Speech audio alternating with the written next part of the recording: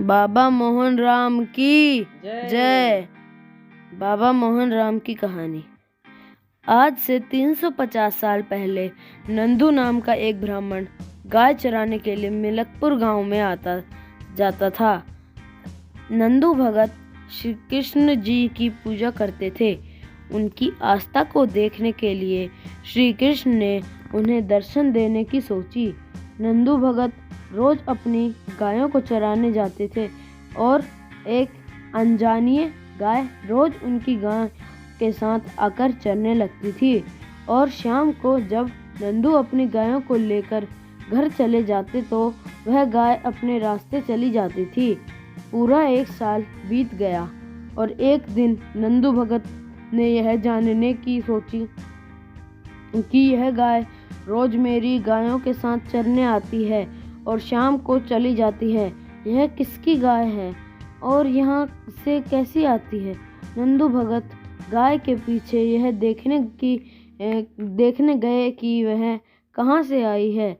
नंदू भगत गाय के पीछे चलते गए तो नंदू भगत ने देखा कि गाय एक गुफा के अंदर चली जाती है। नंदू भगत की भी गाय के पीछे पीछे गुफा के अंदर चले गए तो वहाँ कोई गाय नहीं है। नंदू भगत को किसी ने नंदू के नाम से पुकार कर नंदू भगत जी की गुफा में अंदर थोड़ा और चले गए और वहाँ देखा कि एक साधु तपस्या कर रहे थे।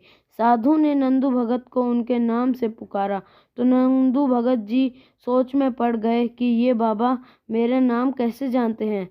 तो नंदू भगत जी पूछा, महाराज आप कौन हैं? आप मेरा नाम कैसे जानते हैं? महाराज जी ने कहा, मैं त्रेता युग में श्री राम और द्वापर युग में श्री कृष्ण और अब कलयुग में बाबा मोहन राम के नाम से जाना जाऊंगा। और यहाँ कि तुम 1 साल से मेरी गाय की सेवा कर रहे हो, बदले में मैं तुम्हें क्या चाहिए? नंदू भगत ने कहा, मुझे कुछ नहीं चाहिए, मैं आपसे मिल चुका, बस इतना ही काफ़ी है। तब साधु बाबा मोहन राम ने कहा, नहीं, तुम्हें कुछ लेना होगा, आज से तुम मेरे परम भक्त हो।